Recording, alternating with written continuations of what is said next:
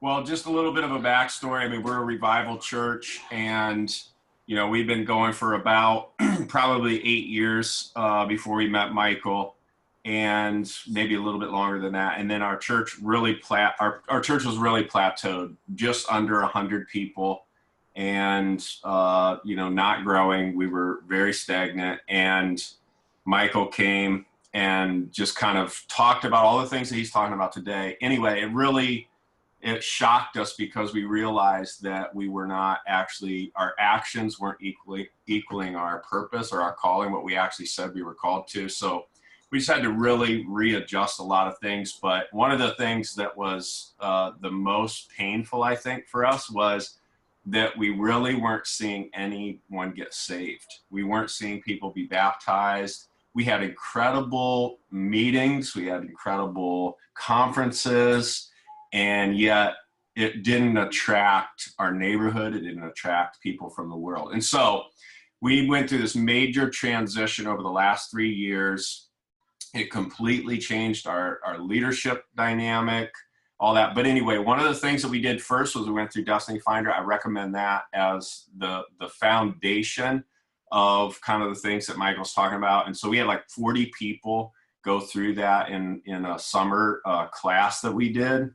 And it really shifted our church. And I think the key ingredient is this concept of apostolic small groups instead of pastoral small groups or, gathering care, because we had that model. I mean, we wanted to launch small groups. We had before in the past, and they didn't work.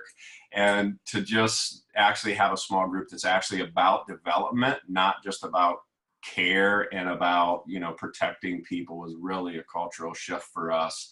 It did shift some of our leaders into other ministries and things like that, and so there was some complications with that, but it also opened up the door for people that wanted to do these kind of things with us. So that really shifted. Our small group ministry really changed. It started a whole new part of our ministry that became alive. And now we're seeing people get saved. We're seeing people get filled with the Holy Spirit. We're seeing people get baptized. I just baptized 2 people, I think 2 weeks ago. And, so we're seeing a whole shift in our ministry. Our church is growing. We broke through the 100 barrier, which for some of you, that's a big deal. Some of you are like, whatever, that's still small, whatever. But it's massive for us after being in the city and working for 10 years. To do some of those things. So it's actually shifted us, to and the one-on-one meetings, guys. I have to admit, we're still working on that. We're still, learning how to do that. But I think that's a huge key to this process, is the one-on-one meetings where you're actually developing people, getting permission to speak into their lives, actually helping them with growth plans and moving them forward. Because what we found out is we really weren't developing anyone. We had, like I said, we had amazing church. We had amazing meetings.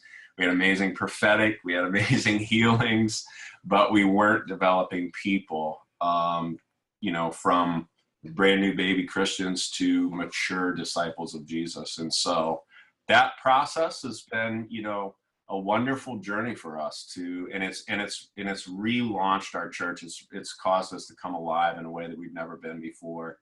And so we're super excited about it. And it really has helped us grow numerically, but also, just in the quality of our church. So Sunday mornings for us really is a massive celebration. I mean, we can hardly do church because people are clapping and cheering and so excited about what God's doing. And but our small groups, our small meetings, and then those, our small groups are huge in our one-on-one. For Julie and I, who are senior pastors of the church, our one-on-one meetings are the thing that's really bringing that momentum. So excellent.